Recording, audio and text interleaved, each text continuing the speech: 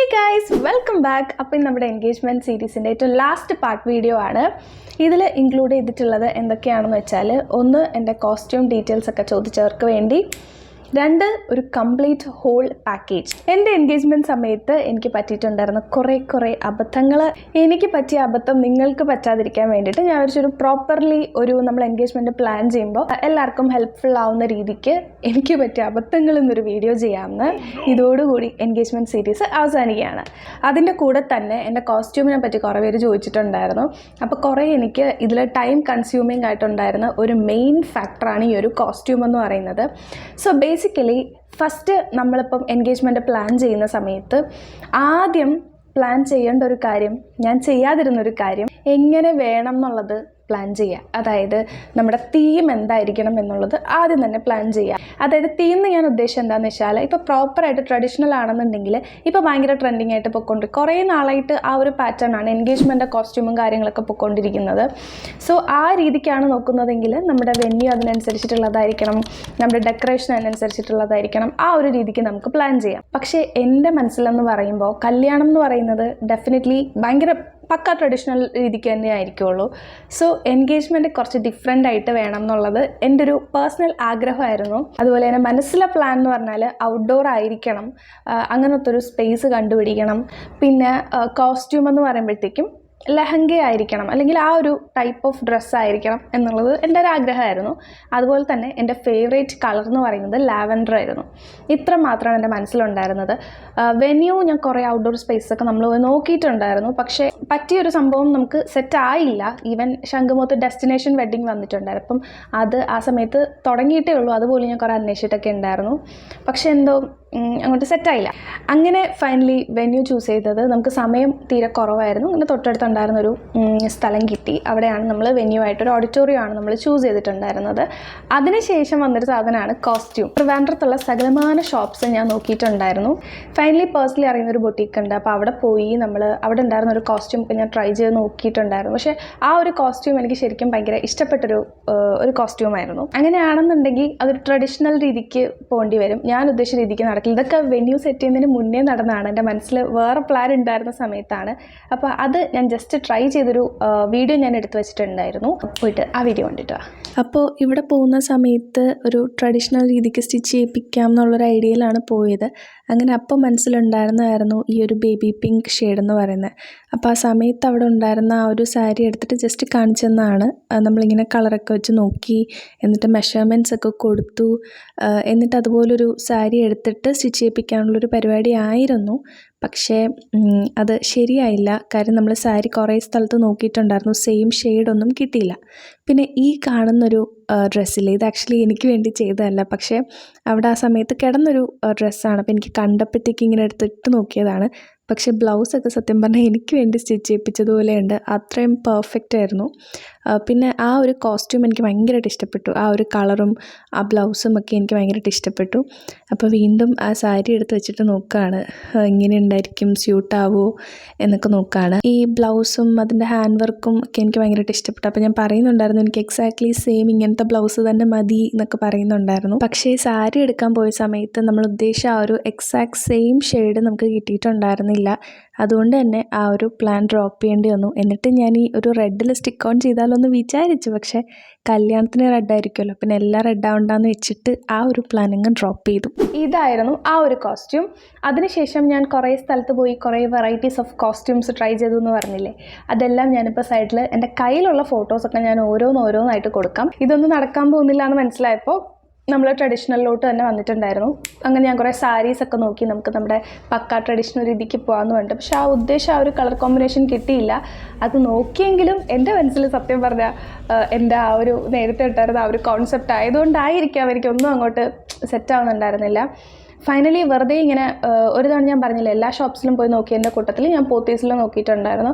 അവിടെ എനിക്കൊന്നും ഓക്കെ ആയില്ല. പിന്നെ വെറുതെ വേറെന്തോ ആവശ്യത്തിന് ഇങ്ങനെ നടന്നു പോയപ്പോൾ ഡിസ്പ്ലേയിൽ എൻ്റെ എൻഗേജ്മെൻറ്റ് ഞാനിട്ട സെയിം കോസ്റ്റ്യൂമിൻ്റെ ഗ്രീൻ പുറത്തിങ്ങനെ കിടക്കുന്നുണ്ടായിരുന്നു. അത് കണ്ടപ്പോഴത്തേക്കും എനിക്ക് പെട്ടെന്ന് അങ്ങനെ ഇഷ്ടപ്പെട്ടു. ഒന്നും കൂടി നോക്കിയാലോ, നമ്മൾ 2 weeks മുന്നേ വന്നതാണ്, എന്നാലും അവർ പറഞ്ഞിട്ടുണ്ടായിരുന്നു അടുത്ത ആഴ്ച പുതിയ കളക്ഷൻസ് വരും, വെറുതെ നോക്കാമെന്ന് പറഞ്ഞിട്ട് കയറി. അങ്ങനെ പോയിട്ട് ജസ്റ്റ് കയറിപ്പോയപ്പോഴത്തേക്കും ദാ കിടക്കുന്നുണ്ടാ ലെഹങ്ക, അതും ലാവൻഡർ കളറിൽ. അപ്പം തന്നെ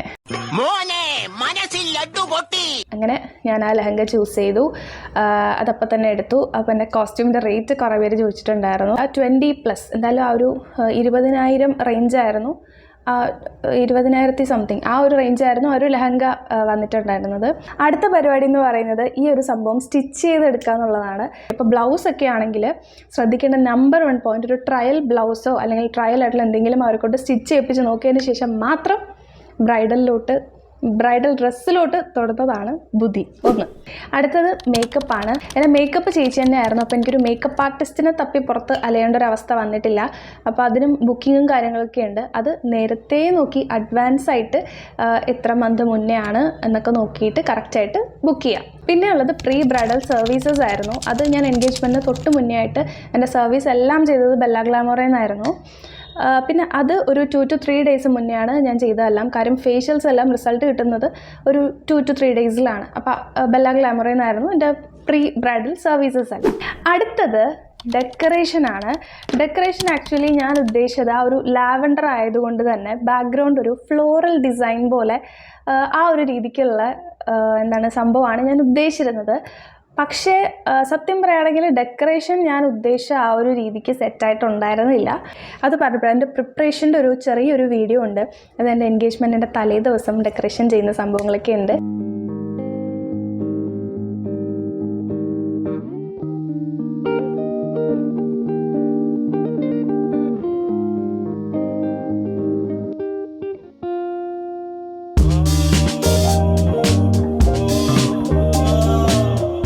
ഒരുപാട് പരിമിതികളുണ്ടായിരുന്നു. ഓഡിറ്റോറിയം അത്യാവശ്യം ഒരു നോർമൽ ഓഡിറ്റോറിയം ആയിരുന്നു, ഒരുപാട് സ്പേഷ്യസ് ഒന്നും അല്ല. അപ്പം സ്റ്റേജ് ഇത്തിരി സ്പേസ് കുറവായതുകൊണ്ട് തന്നെ ആ ഒരു ലിമിറ്റേഷൻ ഉണ്ടായിരുന്നു. അപ്പം അങ്ങനത്തെ കാര്യങ്ങൾ നമ്മുടെ ഐഡിയാസൊക്കെ പ്രോപ്പറായിട്ട് കമ്മ്യൂണിക്കേറ്റ് ചെയ്ത് അങ്ങനെ ഡെക്കറേഷൻ്റെ കാര്യങ്ങൾ ശ്രദ്ധിക്കാം. അടുത്ത സംഭവം എന്താണെന്ന് വെച്ചാൽ കാറ്ററിംഗ് ആണ്. കാറ്ററിങ്ങിന് എനിക്ക് ഒരുപാട് തല പൊകിക്കേണ്ട ആവശ്യം വന്നിട്ടില്ല. എൻ്റെ ഒരു ഫ്രണ്ടിൻ്റെ ഒരു കല്യാണത്തിന് പോയ സമയത്ത് നമുക്ക് സദ്യയാണ്, ഡെഫിനറ്റ്ലി നോൺ വെജ് ഐറ്റംസ് ഒന്നുമില്ല. അപ്പോൾ അതുകൊണ്ട് തന്നെ എൻ്റെ ഫ്രണ്ടിൻ്റെ കല്യാണത്തിന് പോയപ്പോഴത്തേക്കും ഒരു സദ്യ വെച്ചപ്പോൾ എനിക്ക് ഭയങ്കരമായിട്ട് ഇഷ്ടപ്പെട്ടായിരുന്നു. ഞാൻ ആളെ വിളിച്ചിട്ടാണ് കോൺടാക്ട് ഡീറ്റെയിൽസ് എടുത്ത് അങ്ങനെ അവരായിട്ട് കോൺടാക്ട് ചെയ്തതാണ്. ഭയങ്കര റീസണബിൾ റേറ്റ്സ് ആണ്. ഞാൻ എക്സ്പെക്ട് ചെയ്തതുപോലെ തന്നെ അത്യാവശ്യം നല്ലൊരു സദ്യ തന്നെയായിരുന്നു. സോ അവരുടെ കോൺടാക്ട് ഡീറ്റെയിൽസ് വേണം എന്നുണ്ടെങ്കിൽ ഞാൻ ഡിസ്ക്രിപ്ഷൻ ബോക്സിൽ കൊടുക്കാം. നല്ലൊരു ടീമായിരുന്നു. അടുത്ത ഏറ്റവും കൂടുതൽ ചീറ്റിപ്പോയൊരു സംഭവം എന്താണെന്ന് വെച്ചാൽ എൻഗേജ്മെൻറ്റ് കേക്ക്. ഇതുപോലെ നടക്കാതെ പോയൊരു സംഭവം വേറെയില്ല. കേക്കിൻ്റെ സംഭവം എനിക്ക് എന്തായാലും വേണം എന്നുണ്ടായിരുന്നു. അങ്ങനെ ഞാൻ തന്നെ ഉണ്ടാക്കാനുള്ള പ്ലാനൊക്കെ ചെയ്തിട്ട് എൻ്റെ മനസ്സിൽ ജുവാൻസ് റെയിൻബോ കേക്കായിരുന്നു. അപ്പോൾ ഞാനതിൻ്റെ വീഡിയോസൊക്കെ കുറച്ച് എടുത്ത് വെച്ചിട്ടുണ്ട്. വേണമെങ്കിൽ അത് കംപ്ലീറ്റ് ആകാത്തൊരു വീഡിയോ ആണ്, അത് വേണമെങ്കിൽ സൈഡിൽ ഇതിൻ്റെ കൂട്ടത്തിൽ കൊടുക്കാം. ഒന്നാമത്തെ കാര്യം, എനിക്ക് തീരെ വയ്യായിരുന്നു. കേക്ക് ഉണ്ടാക്കാൻ ഞാൻ സ്റ്റാർട്ട് ചെയ്യുന്നത് എൻഗേജ്മെൻറ്റിന് കറക്റ്റ് തലേ ദിവസം രാത്രി അറൗണ്ട് ഒരു 8 മണി എന്തോ കഴിഞ്ഞു. അപ്പോൾ ഇതിന് നമുക്കറിയാം പല പല ഫ്ലേവേഴ്സിലാണ് വരുന്നത്. അപ്പോൾ ഈ 3 കേക്ക്സും ഉണ്ടാക്കിയിട്ട് മാത്രമേ നമുക്ക് ബാക്കി പരിപാടിയിലോട്ട് പോലും പോകാൻ പറ്റുള്ളൂ. മാത്രമല്ല ഫ്രഷ് ഫ്രൂട്ട്സ് വെച്ചിട്ടാണ് നമ്മൾ ഈ ഒരു കേക്ക് ചെയ്യുന്നത്. ഒരു 2 കേക്ക് ഞാൻ ബേക്ക് ചെയ്ത് കഴിഞ്ഞപ്പോൾ തന്നെ രാത്രി ആയിക്കഴിഞ്ഞിട്ട് പിന്നെ എനിക്കത് കംപ്ലീറ്റ് ചെയ്യാൻ പറ്റിയില്ല. അതുകൊണ്ട് എൻ്റെ എൻഗേജ്മെൻറ്റിന് കേക്കേ ഇല്ലായിരുന്നു. ഫൈനലി അത് വിചാരിച്ച പോലെ തന്നെ നടന്നില്ല. അതിനുള്ള കാരണം, പിന്നെ ഇതുമായിട്ട് അസോസിയേറ്റ് ചെയ്ത് വരുന്നൊരു കാരണം എന്ന് വെച്ചാൽ നെയിൽ ആർട്ട് ഞാൻ ചെയ്തത്, ഞാനൊരു വീഡിയോ ഇട്ടിട്ടുണ്ടായിരുന്നു. തലേ ദിവസം രാത്രിയാണത്. എനിക്കൊന്ന് അറൗണ്ട് 11 12 എന്തോ മണിയായി. ആ സമയത്താണ് സലൂണിലോട്ട് പോയി. അതും ചേച്ചിയാണ് ചെയ്തത്.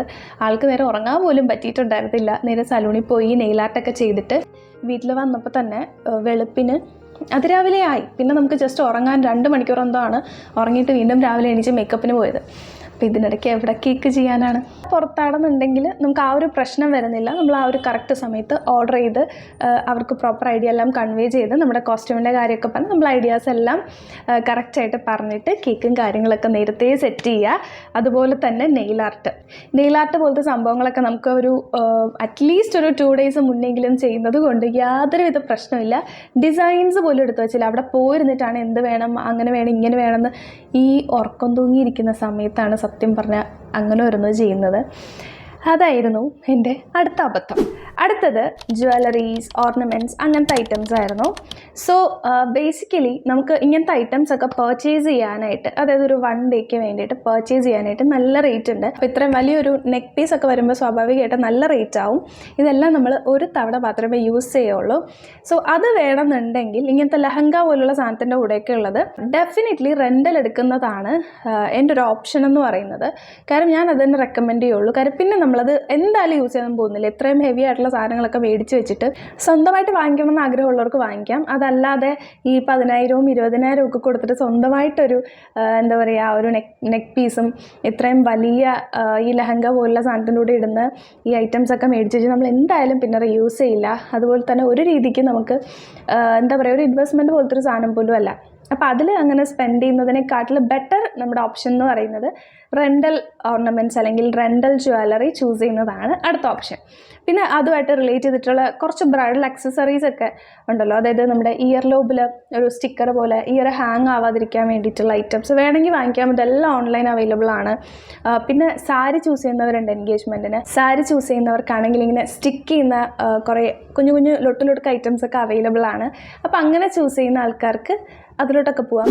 നെക്സ്റ്റ് സംഭവം ഫോട്ടോഗ്രാഫി ആൻഡ് വീഡിയോഗ്രാഫി അഡ്വാൻസ് ആയിട്ട് നേരത്തെ തന്നെ ചെയ്യുക. അതും ഞാൻ അവസാന നിമിഷം അവസാനത്തെ ഒരു മാസത്തിലും അവസാന ആഴ്ചയിലൊക്കെയാണ് ഞാൻ ഫൈനലൈസ് ചെയ്യുന്നത്. അപ്പോൾ അത് ഞാൻ കുറേ പേരൊക്കെ ഇങ്ങനെ നോക്കി, പക്ഷേ സമയത്തിന് നമുക്ക് അറിയുന്ന ഒരാളെ തന്നെയാണ് ഫൈനലി എൻഗേജ്മെൻറ്റിൽ ഫോട്ടോഗ്രാഫി വീഡിയോഗ്രാഫി ഒക്കെ കൊടുത്തിരുന്നത്. അവരുടെ ഡീറ്റെയിൽസൊക്കെ ഞാൻ കഴിഞ്ഞ വീഡിയോസിൽ ചെയ്തിട്ടുണ്ടായിരുന്നു. അപ്പോൾ അതും അഡ്വാൻസ് ആയിട്ട് നേരത്തെ തന്നെ ഫൈനലൈസ് ചെയ്യാനായിട്ട് ശ്രമിക്കുക. അടുത്തത് മെഹന്തി ആയിരുന്നു. മെഹന്തി എന്തോ 2 ദിവസം മുന്നേ തന്നെ ചെയ്തു. അതുകൊണ്ട് അതിനൊരു ഹറിബറി ഓട്ടം ഇല്ലായിരുന്നു. ബട്ട് സ്റ്റിൽ ഞാൻ ഡിസൈൻ ചൂസ് ചെയ്തിട്ടുണ്ടായിരുന്നില്ല. അപ്പോൾ അത് നേരത്തെ ഫൈനലൈസ് ചെയ്തിട്ട് ചെയ്യുകയാണെങ്കിൽ കുറച്ചും കൂടി നല്ലതായിരിക്കും. പിന്നെ മെയിൻ സംഭവം റിങ്. അത് പിന്നെ ആരും മറന്നു പോകുന്ന കാര്യമൊന്നുമല്ല. ഞാൻ ആദ്യം ചെയ്തൊരു കാര്യം ഈ റിങ് പർച്ചേസ് ചെയ്യുന്ന സംഭവം തന്നെയാണ്. അത് നമ്മൾ നേരത്തെ ഓർഡറൊക്കെ കൊടുക്കണം.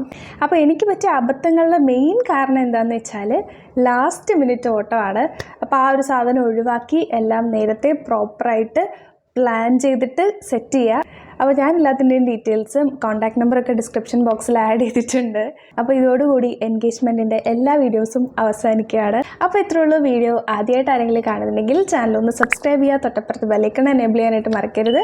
Like, share and subscribe. അപ്പോൾ മറ്റൊരു വീഡിയോ ആയിട്ട് കാണുന്നത് വരെ ബൈ ബൈ.